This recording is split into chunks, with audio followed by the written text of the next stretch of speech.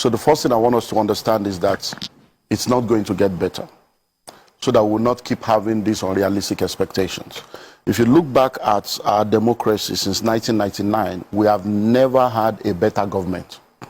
So go think back 23 years. It keeps getting worse. It keeps getting worse. It has never gotten better. So we need to have that reality behind us while we are looking at the future. Because see, life is lived forward but understood backwards.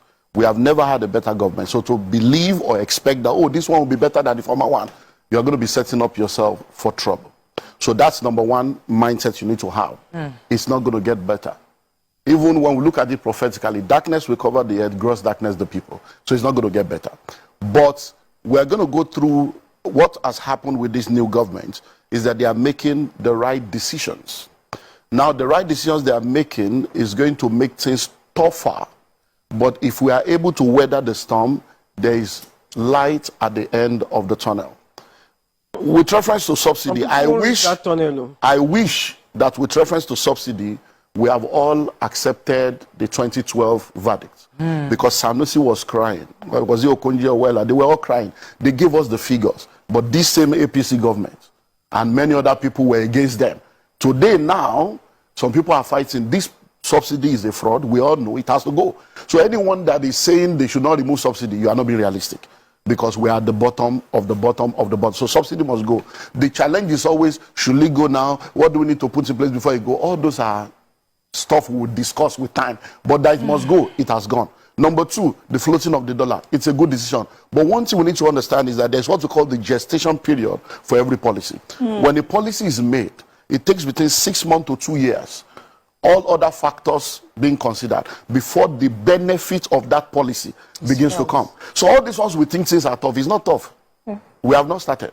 So don't even disease, you have not started, because we are just less than 2 months in the policy now. So it is when the policy goes through its gestation period. So for the fuel subsidy, for instance, it's going to go higher and higher. Then when all the fuel that people that have given licenses have come in, then it can begin to go down. But don't forget that we don't have any refinery.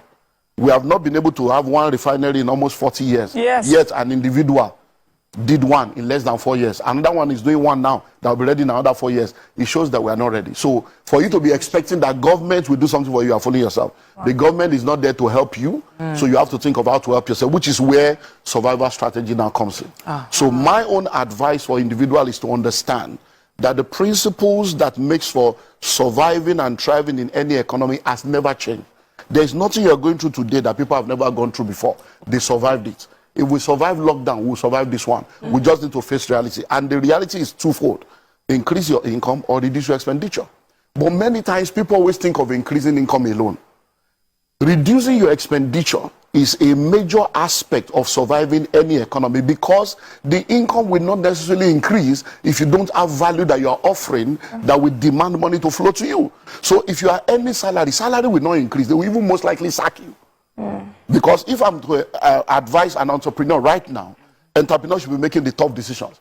Tough decisions includes letting go of people that you can survive without. Letting go of people so that you can be able to have a lean operation and then be able to survive as a business. So that means you that think that things are tough, that the salary is small, you most likely even lose that small salary, because entrepreneurs will have to make the tough decision. So number one is reducing your expenditure. And I want to deal with the major aspect of life. And please listen to me objectively if you want solution. Everyone needs to understand that majority of what you are spending money on, you don't need to spend money on them. You are spending money on them because somebody has programmed you to think that way. And until we go back and face reality, we're going to remain. So let's go to the major thing. Food, clothing, shelter, academics. Those are the things that take money. So let's break it down. Number one, food. You say 3 square meters. Is 3 a square or a triangle? Who told you you must eat 3 times a day? That's part of the setup. So we have all been breakfast, lunch, and dinner. Where? Who told you that? Who defined it such? So even when you are not hungry, you are asking for food. You ask them, hey, where's my lunch? Are you hungry? Hey, but I've not eaten lunch. Must you eat lunch? So everybody must go sit down as a family and say, okay, in this family, from today, 011, 101, 001, whatever, you must reduce your food. Because you eat to live, you don't live to eat.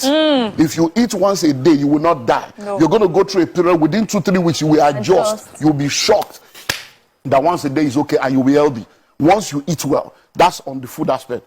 On the issue of clothing, we don't need to talk too much. Most of the time, it's self-esteem issues. People don't even know what you are wearing. There's what we call the 20-40-60 principle. When people are in their 20s and in their 30s, most of the decisions they make is based on what people will say, how people will feel. By the time you get to your 40s and 50s, you don't care what anybody is saying. By the time you become 60, you realize that nobody was even saying anything in the first place. You are the one setting yourself up. How many times have you done hair, wore shoe, and nobody saw? That you now told them, you didn't see myself, how you do shoe. Your husband will give you money to go to salon. And you will return, and he will not even comment there because he has forgotten. There are many things the man is thinking of. It's not that you went to do hair. So most of the things we are spending money on. All the clothes you have in your wardrobe, your bungalow is